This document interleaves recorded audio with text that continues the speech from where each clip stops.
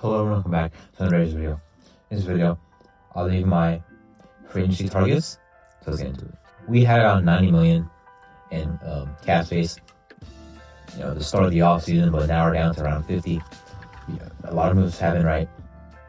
Crosby extension. His cap hit for this year is higher than it was previously, but it'll be lower in later years. We acquired Geno Smith's contract, which as of now is a $31 million cap hit for this year. Could be lowered if we extend him. Also signed Alex Cappa to a two-year deal worth $11.2 million. That's why our cap hit has gone down from 90 million to about 50. Could still make more. Still gonna get a little bit more from Minshew and James, those cuts are not official yet.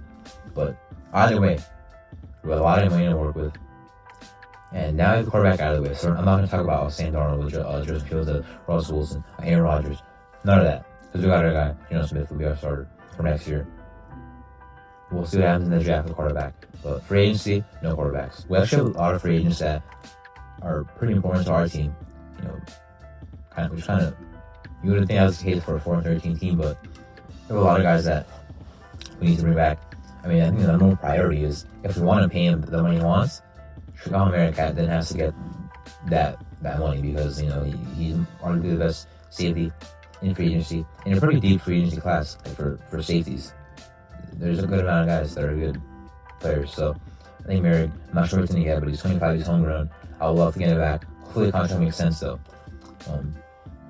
What I hate to do is, let's say we let them walk and then sign another safety for a lot of money. The only guy you go out there and get is Andre Cisco from the Jacksonville Jaguars, who is also a free safety type and has been pretty solid over there with Jacksonville. So I would hate to let's say we let Merrick walk and then pay another safety a lot of money like a Juwan Holland or a Cameron Bynum or the other free agency safeties. So hopefully we get it back.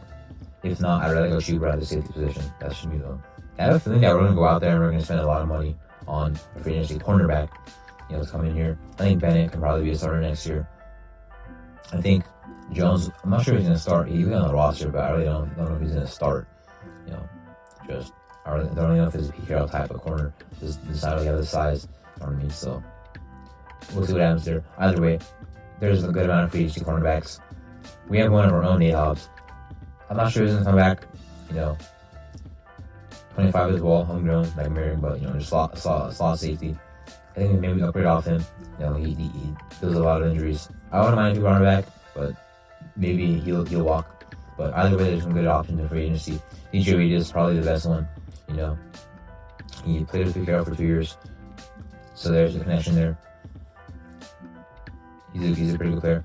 There's Reyes Ward from the Niners who probably gonna walk in free agency from the Niners. Kind of made that clear from months ago, but because of personal reasons. But there's also Byron Murphy from Minnesota. He's like a slot corner outside type. I'm not sure where he'd play. Maybe mix with both, but he's very talented. Carlton Davis is a good option as well.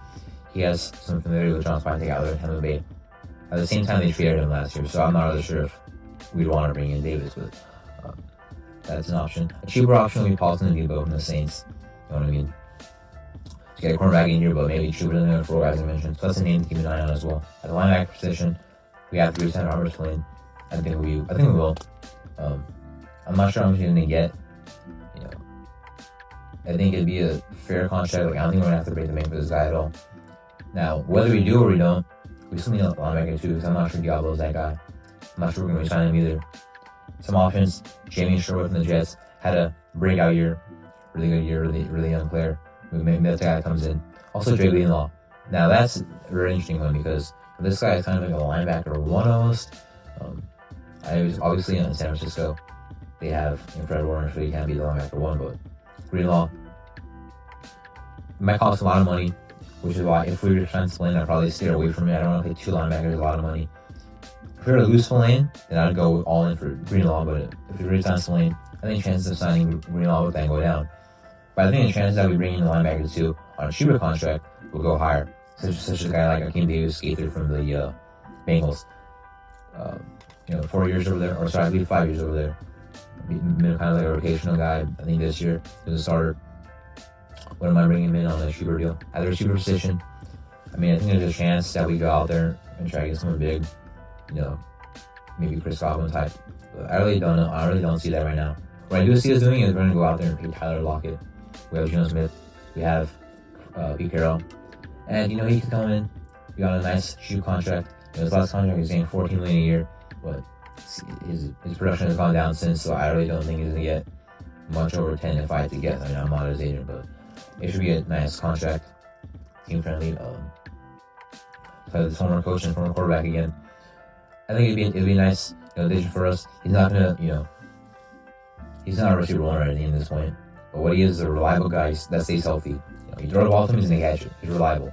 That's what I would take. We have Tucker as more of a field stretching guy. Lockett as more of a possession guy. Obviously, you know about Jacoby, you know about Brock. So I think it'd be a solid addition for us on a contract that makes sense. At the running back position, I know we need running back badly, but just his running back free agency class is not inspiring. I consider re-signing Ameer Abdullah. I think he's performed pretty well given his age. I re-signed him. And then Madison Walk at that point. I can see us paying Najee Harris, which I would not be a fan of.